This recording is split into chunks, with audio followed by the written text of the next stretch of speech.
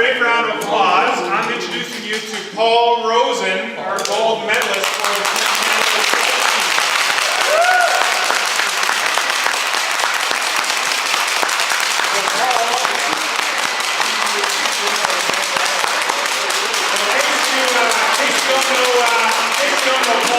Paul's background. So Paul is an 11-year vet of the Team Canada sledge team. So Paul could run. I was going through his website. There's too many accolades to name, but I have to write some of these down. So he's played goalie for the sledge hockey team, and he was a gold medalist with Team Canada for the Paralympic Games. And he's a 3-time gold medalist and world champion, a bronze medalist as well. And he's only one of 6 Canadians to medal in both the Summer and Winter Olympics. So we thought before our finalists go in and challenge each other for the finals game, I don't think I can think of a better person to come in and talk a bit about how he gets ready for his big game and a bit more about his own personal experience. So with no further ado, I'll hand things over to Paul. So Paul, where are you? Appreciate it. How's everybody doing? Good, everything. Excellent. Great day to play hockey, eh? I love hockey. Hockey's my life. Hockey to me is the greatest game in the world, and Canada is the greatest country. I'm wearing this sweater. This is a sweater that I wore in Vancouver in my last Olympic Games. If you notice, it's a different logo. We had to change the logo because the Russians, before the Olympics in Vancouver, made them the old logo. You remember the old logo? Who has something with the old logo? I don't. Do you guys remember the old Hockey Canada logo? You brought it back? So we had to go with this. It's an Aboriginal print. And we were so proud to come out in Vancouver and represent our country. Now guys, my story, I lost my leg at 39. When I was 15, I broke my leg in 14 places playing hockey. And then everybody told me I'd never be able to do anything in my life. And how many of you have been told that by people? Like you can't do anything, like you're in a chair, you got one leg, you know? That's the worst thing anybody can ever tell you. I've been told that my whole life. And when I got sick at 37, and they amputated my leg at 39, I ended up going to Variety Village. I can tell you this one story, and I think you guys might know that. I went to Variety Village, and I met a kid named Shane Smith. Anybody here know Shane? You know my brother. So Shane came up to me, and he told me about this game, sled hockey. And I didn't know what he was talking about. I thought he was nuts. And I said to him, okay, because he was playing in Markham at the Markham Islanders. I lived in Thornhill. So I went to Clatworthy Arena. I didn't know anything about sled hockey. I came there. They put equipment on me. They told me I was going to play goalie. And I was a right winger when I played hockey. So I said, okay, you know what? Looks a little similar to back catcher, and I was a catcher in baseball. So I said, okay, I'll do it. Now what they didn't tell me is the Markham Islanders were terrible. An absolute terrible team. You're shaking your head. You knew they were terrible. I think this is awesome. All right. So we were cruisers. So we were playing Ottawa, and Ottawa had 7 guys from the national team. The game ended, and they outshot us 53-3. And they only beat us 1-0. So the game ended. I went, got changed, I'm walking to my car, and Todd Nicholson. You guys must know Todd Nicholson. One of the greatest athletes you'd ever meet. He was paralyzed in a car accident when he was 18, played in 5 Paralympic Games, was the flag bearer in Torino, Italy, is now the vice chair for the IPC and travels all around the world. He comes up to me in his chair and he says to me, hey man, what's your name? And I said, Paul Rosen. And he said, how old are you? And I said, well, I'm turning 40 shortly. And I said, how old are you? And he said, I'm 29. He said, you know what, I've been around sled hockey a long, long time, and I've never seen you. How long have you been playing sled hockey? So I look at my watch and I say, 3 hours. And he says to me, you should try out for Team Canada. And guys, when he said that, every voice that said to me my whole life, you're a loser, you're too slow, you'll never do it.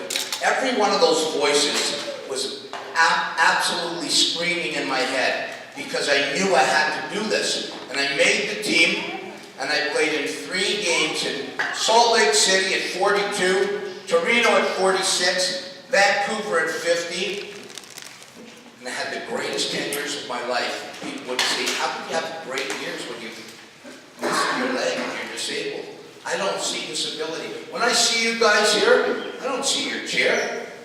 I see guys and girls who love the game of hockey and have a chance to play the game of hockey and play it any way you want to play it. It's a great game. How many of you, I saw Rick Mercer there was anyone here in the Rick Mercer report that he did? Any of you guys? That was pretty cool. It was a great opportunity. He did that with the sledge hockey team too.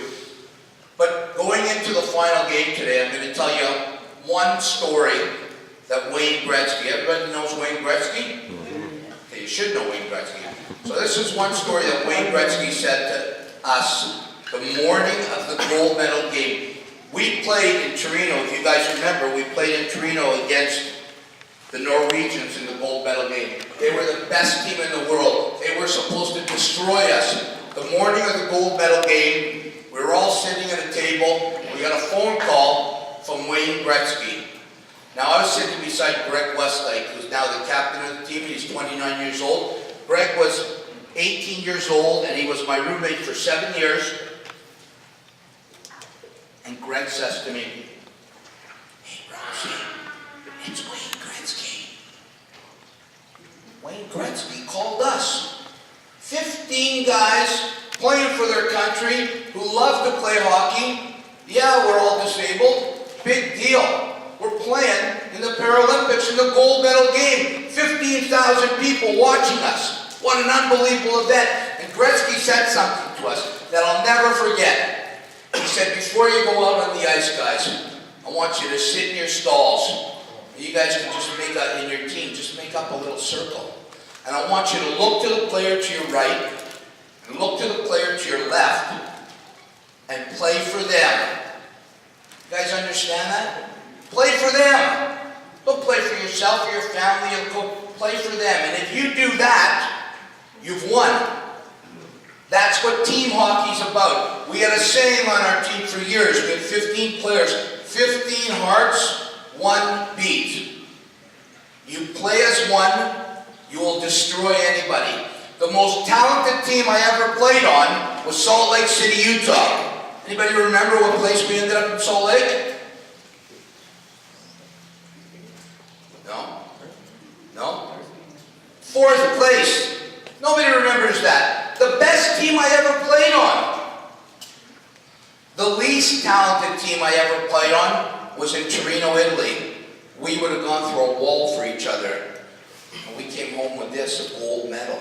That's what it's all about, guys. So going into your game today, play like a team. Get together first and see who's beside you. And see that opportunity that you have to play the greatest game in the world, to have a chance to be in a great atmosphere like that, and have Eric and the guys from TD coming out here, because they want to come out here. That's what it's all about.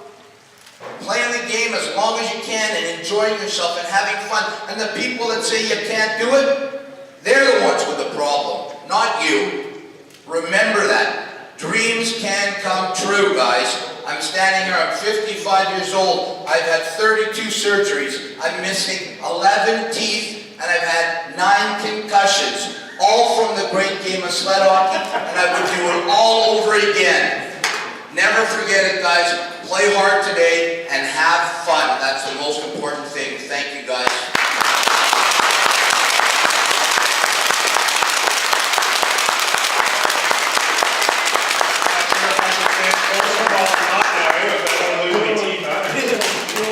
All right, does anyone have any questions or comments or anything for Paul while we're having up? Anyone want to say anything? Or, Wayne Gretzky's in the room right here. See over on the wall?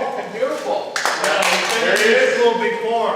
Yeah, Yeah, he does, yeah, long time ago. He is one of the nicest guys. You'll meet people over your lifetime, and Canadian players at the best level are the nicest guys you'll ever meet. Joe Sakic came into our room. Mark Messier was probably the scariest guy because most of the guys on our team were very young and they didn't know who he was, and they asked me who he was. Wendell Clark came into our room. Again, most guys on the team didn't know who he was. And one of the guys asked me, was he a good player? And I said, why don't you Google him? You'll see he was a pretty good player.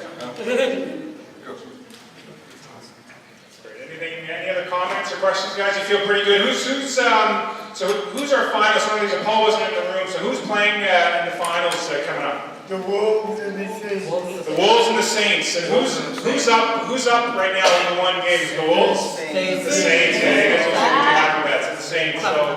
So the Saints, if they win the next game, it's all over? It's over anyway. We know. It's not over. Hey, what kind of an attitude is that? What kind of an attitude? That's my girl. That's my son. Dude, it's Saints. Hey, you know what? Going into that gold medal game against Norway, the whole crowd thought it was over. Norway thought it was over. Nobody gave us a chance. We beat them 3-0. It's the first shot. Yeah.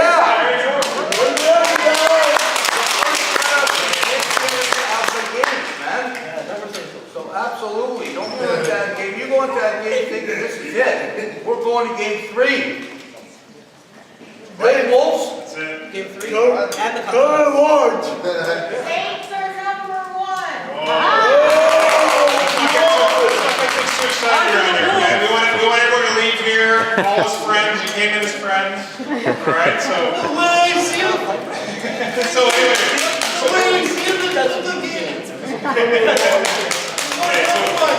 So what we're going to do is, guys, before we let you guys head out, there's a couple of things we want to do. So one is we want to have one final big round of applause for Paul. So we can give you guys a big round of applause.